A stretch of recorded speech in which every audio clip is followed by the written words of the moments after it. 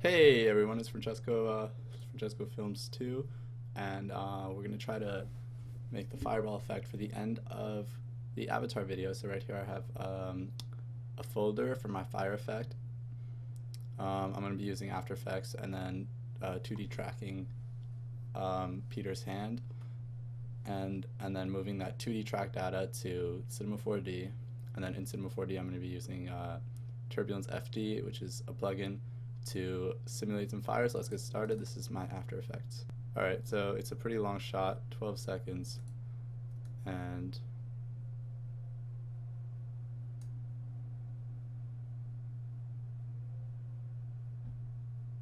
it is okay, so it is Peter pretending that he has fire in his hand.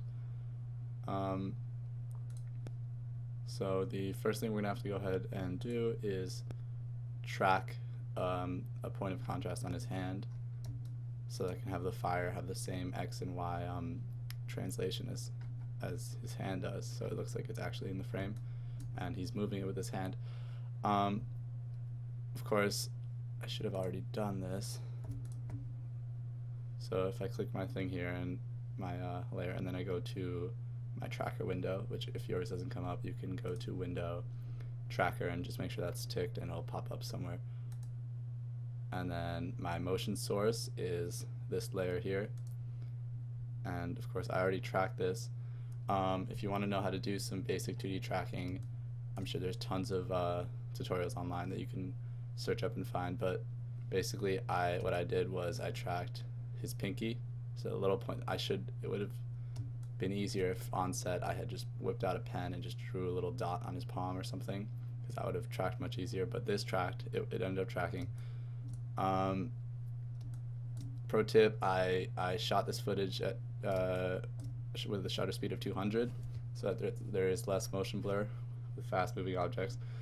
Makes it a lot easier to track things in. So, okay, so I'll move this to select transform. So I've tracked his hand.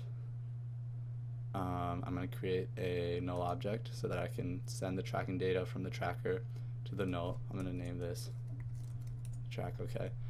I'm going to edit my motion target to this track null, and then when I hit apply, I'm going to apply the X and Y dimensions to that track null.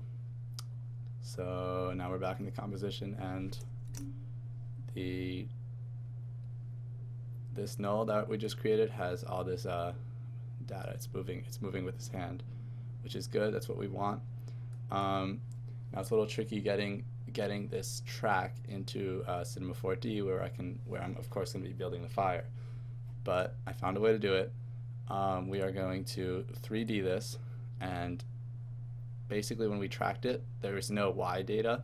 So this little blue arrow, there's no data for this point actually moving in. I mean, there's Y, there's no Z, so there's no data for this point moving in Z space. So right now, and we can see this if I go to a 4 view. So if you look at the top view, it's just moving up and down, left and right. It's not moving forward and backwards. So, but that's just the way it is. So I'm going back to 1 view. So we have this 3D point that's moving across X and Y, but not Z. We're going to try to trick that, try to make it look like it's moving in Z in Cinema, but right now it's only going to move in X and Y. So I'm going to, of course, create a new camera. This doesn't really matter. I'll just leave that as default. So now we have a camera in our scene and a track. So of course, if we go to, I'm going to go to top. So top view, we have, this is a camera that's facing that way, and the camera doesn't move, but this point does move. So this is basically the scene that we're going to export into Cinema 4D. Go back to active camera. So the After Effects is all set.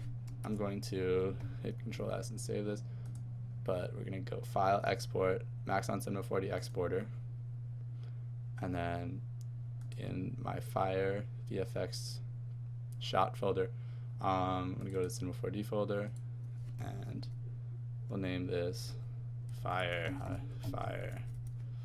Okay, of course, great name. Alrighty, before we can actually jump into Cinema 4D and have our fun there, we're just going to render this out as a TIFF sequence. So we'll actually go TIFF sequence, no alpha. So I'm just gonna render this out with these settings, just the TIFF sequence, leave it all the same, channels RGB, we don't need any of that alpha stuff. And then I'm gonna go bring it over to Avatar Projects, Fire, TIFF sequence. Of course I have all these TIFFs already here because I've already done it, but let's just make a new folder, call it whoops, yeah, let's do that, TIFF sequence. Great. And we don't need to save it into a subfolder because this is our subfolder, and I'm just gonna, yeah, that's a fine name. So it's gonna save basically every frame of the video from After Effects. Each frame it's gonna render out as a picture actually, and it's gonna populate this folder with fire 0000 0001 0002, and every single frame there'll be hundreds of pictures of here. So I'm gonna save that, and I'm going to hit render, and as soon as this is done rendering, I'll be back and we'll be good to go into Cinema 4D. Our render, the TIFF sequence just completed, so now we have a whole bunch of TIFFs. Each one is representative of each frame. So this is all saved up. So I'm going to quit After Effects, and now that we've the scene, I want to bring in the TIFF sequence as our background. So quit this. Okay, so we got all these TIFFs, and I want to make that be the background for this. And you could very easily do that by creating a background and creating a custom material and making the TIFF sequence be the background. But I'm kind of going to do a short. I'm going to open up Motion Tracker. I have mine. You can go to Motion Tracker and click it right here. And I'm going to bring image. And if I go to my TIFF sequence, here we go. Just select the first one, know it's a TIFF sequence, and select all of them, click open. And then I'm not even using this motion tracker. I'm just going to hit create background object, and then delete, kind of just a little bit faster, created a background object. And if you scrub through, it goes with it, and you can see that this tracker stays pretty realistically. Yeah, it stays hand, that's what we want. Okay, so let's just go ahead and build the Turbulence FD Fire. All right, this is the hardest part. So I'm gonna create a container. We got a very small container, so I'm gonna hit E to rescale it. Oh, whoops, wrong thing. And not E. T. I meant to say T. I'm gonna scale this up. Scale it up. Okay. And I'm gonna move this up and over. And I'm just going to now scrub through and watch this little tracker dot and make sure it doesn't exit the bounds of this box in all of these views. Have a hawk eye and look at all of them at once. So, alright. It's staying in frame. It's getting there, so I'm going to lower my container just a tad. Just bring it down. And also move it over. Let's see.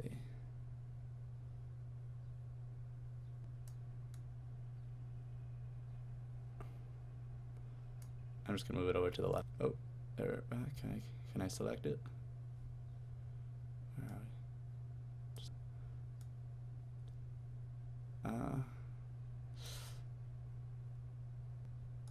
it's a game of push and pull. I'm pretty happy with that. I'm just gonna scale it up, give myself a little safety. We don't want to ever leave the box.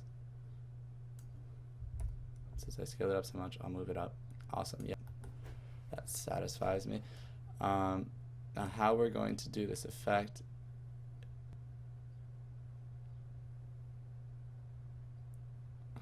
is, well, first of all, since my tracker is only technically a 2D tracker and I only have tracking data for X and Y axis, and you can clearly see that the camera, if you look at the parallax between my actor, you can clearly see that the camera is moving from like like sort of right in front of him, a little bit more over left or to the camera right, and then it moves back kind of to the starting position. So I kind of want to mimic this with the, I'm going to create a keyframe right here. While I have make sure my container is selected, I hit the keyframe button. I'm going to go kind of to the end, like the most extreme, like the point when the camera is most to the right and most rotated. And I'm going to just hit R, and I'm going to rotate it, just like that, just a bit, and then it's going to go back to kind of the front, and I'm going to go back to Turbulence FD to the container and go to coordinates, and I'm going to see what it was at the beginning and just copy that. Oh, it's at 0, okay.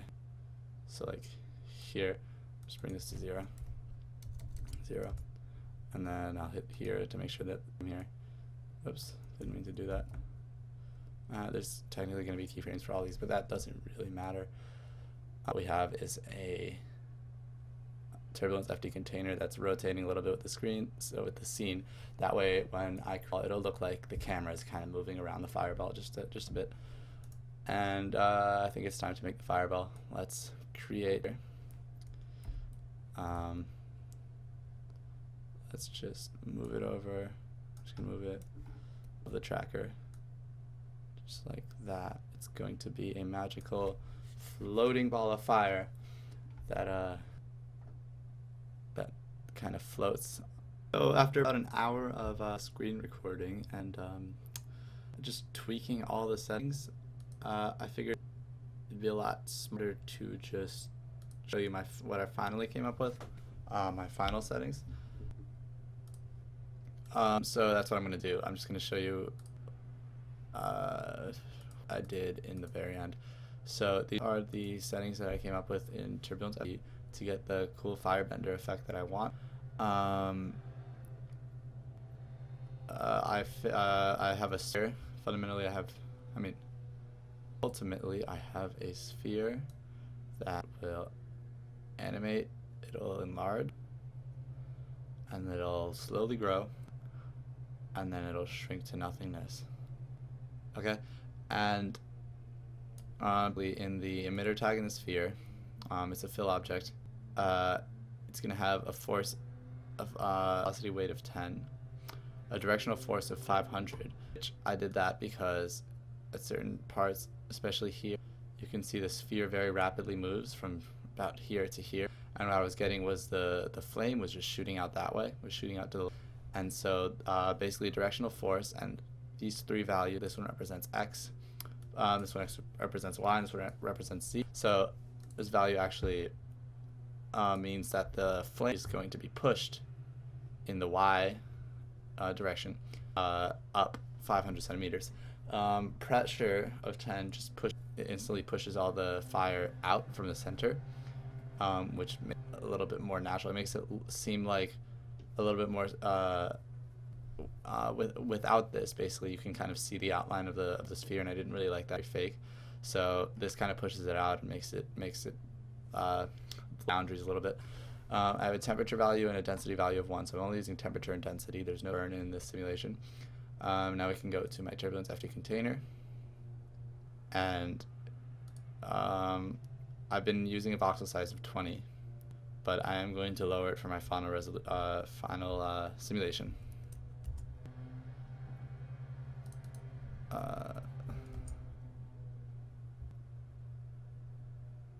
Okay, it's very low, but it'll be a very deep simulation. So my simulation tab, change the top bunch, but for velocity I have, vorticity I have a setting of 7.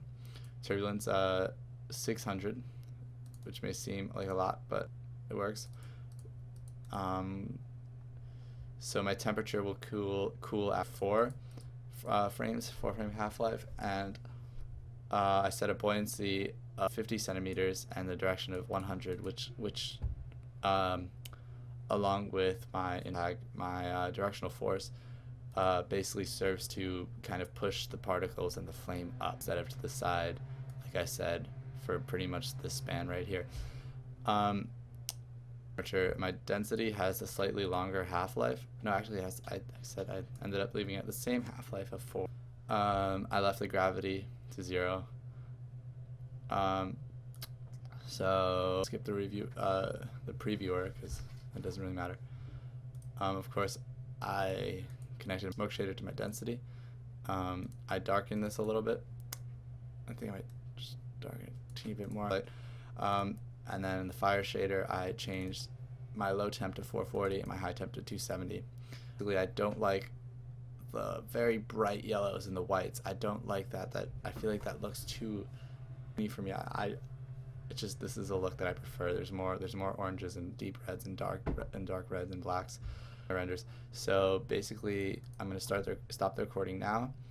Well, no, I'm not. I'm gonna explain how I'm gonna render this out. So I have my my Turbulence FD container is gonna render. Front is blacked out. The sphere here is blacked out.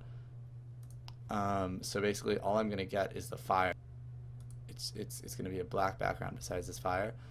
And I'm going to go into settings. I haven't even set this up yet, so I'll do this.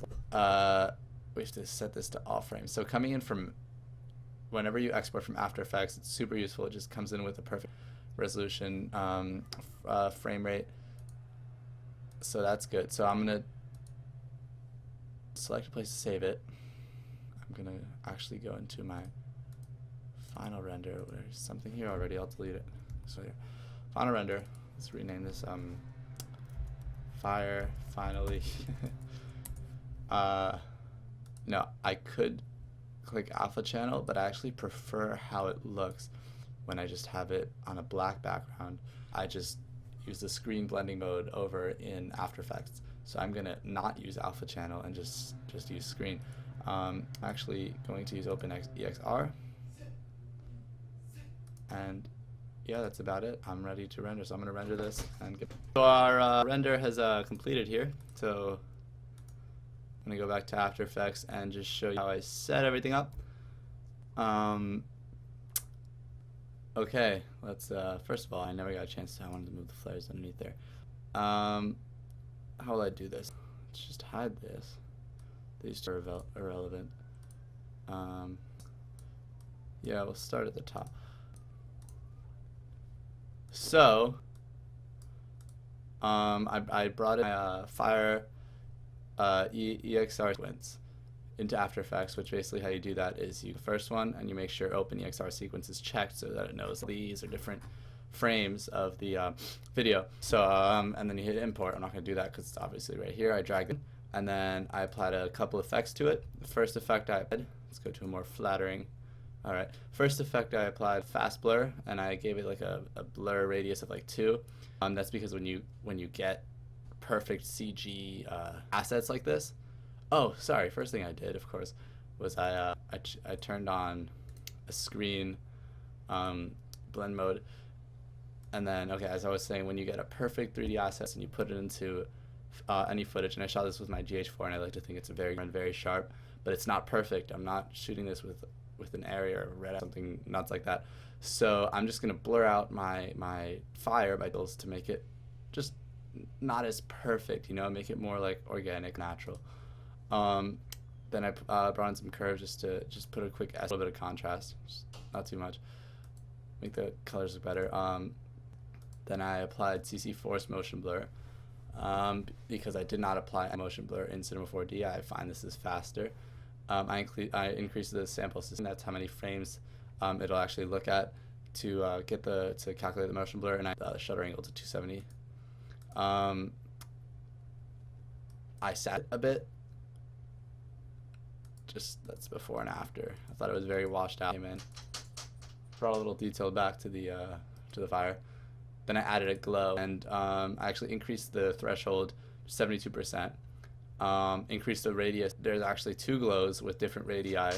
This one has a lower radius, and here I'll just show you this one has like a smaller radius, and then this one's going to be like have a wider reach but not be as bright. This one I have a radius of 500, the second one I have a radius of 1000. And the intensity for the smaller one is a little brighter, it's 1.2, and for the wider one I put it to 0.4. Set this the composite original, I mean the glow operation at the screen. It starts out at add, and I just feel like You'll see it more on this one.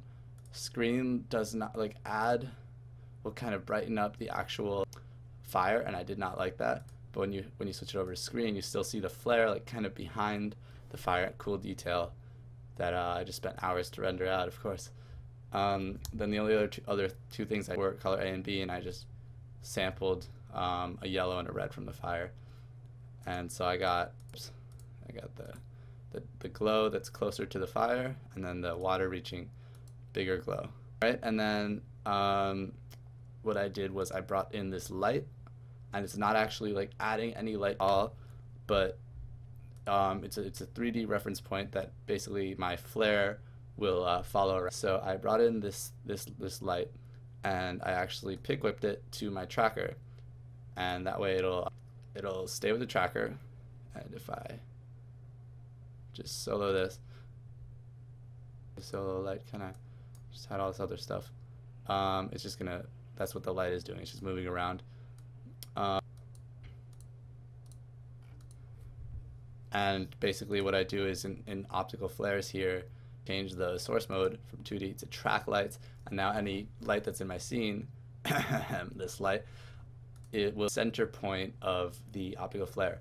So if I turn on the optical flare, you'll see what that is doing. I don't actually have the brightness.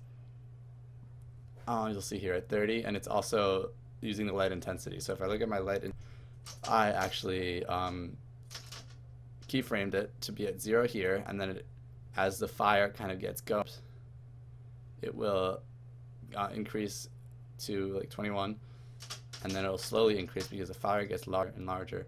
And then when the fire kind of shrivels up at the very end, it goes back to 0. And that'll kind of control the entire. And the flare that I actually built is, I used a preset that I used. I don't know what preset I used. I used one of these. Whoops, cancel. Oh no. I used a preset, and I messed with it a little. It had all these. It had like a whole bunch of these annoying vertical streaks. I just hid away, and it's a nice soft light. It's got some cool artifacts here, and you can see it very slightly, especially when you kind of scrub around over here. You get a nice little effect, and it brightens up here just a bit. If I toggle this on and off, you'll see it'll brighten up. It's like an additional glow. It's not very noticeable. If I actually increase, I'm gonna press Control Shift H so that I can hide this little star and just kind of the artifacts on the scene and see what it looks like. I'll do Control Shift H. Sorry, not when I'm clicked there. Control Shift. And if I have a brightness of like 50, you'll see some of this detail. So this cool color detail in here will kind of be washed out by the flare, and that's why I kept it down at 30. And it's a little harder to see, but I think it's the perfect balance. So yeah, so now I'm gonna just render this out. Control M. Let's delete these two. And I actually use the NXHR. If you want to, I guess I could make a tutorial on that. Corridor Digital talks about that in their workflow video if you want to go search that out. But in the Sam and Nico channel. So I use DNxHR. I've actually made a template here that just kind of has it, but DNxHR, and I have it at 100%. That way, that's HD basically, but it's like a new Avid codec that will render out 4K, of course. DNxHD only goes up to 1080. Let's just output this to my footage, to my Fireball folder. Look at that. You saw the third time I'm trying to make a Fireball. First two did not look very realistic. So I'll save it there, and I'll start my render.